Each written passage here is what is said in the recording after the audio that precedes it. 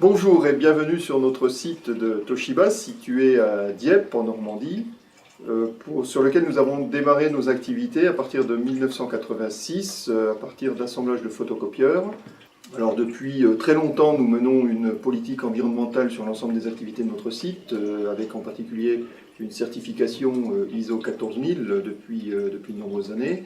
Et puis nous menons différentes actions en matière de tri sélectif et de revalorisation de nos déchets, des actions en faveur de la biodiversité ou également des actions sur les économies d'énergie du site. Voilà, alors donc nous allons vous développer maintenant l'ensemble de ces activités qui sont menées à différents endroits sur notre site au travers d'exemples très concrets mis en application par l'ensemble de nos salariés.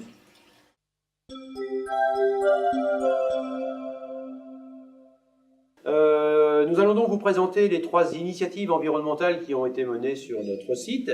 Et on va commencer par une action qui porte sur la biodiversité, action que l'on a engagée avec un partenaire, l'association Gone.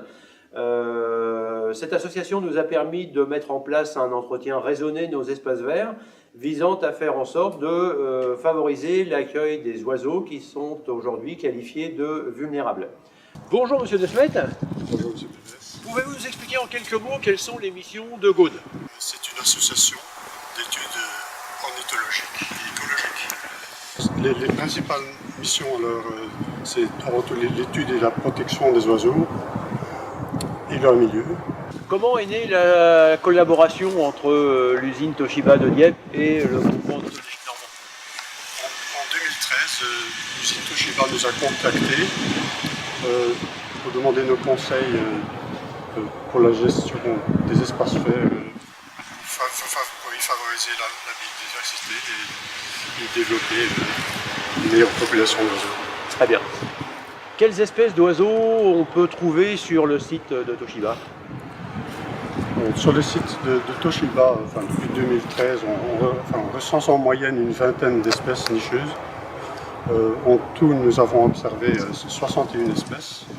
Ces actions s'inscrivent bien sûr dans une logique de développement durable et de responsabilité sociétale de notre entreprise. Elles ont bien entendu pour mission principale à la fois de réduire l'impact environnemental, notamment sur nos déchets, mais aussi de pouvoir mener une action forte sur la partie biodiversité. Vous voyez donc au travers de ces exemples concrets qui vous ont été présentés, la mise en application pratique de notre politique environnementale avec l'implication de l'ensemble de notre personnel et ce, de façon à pouvoir céder aux générations qui vont nous suivre toutes les conditions à la mise en œuvre d'un développement économique durable.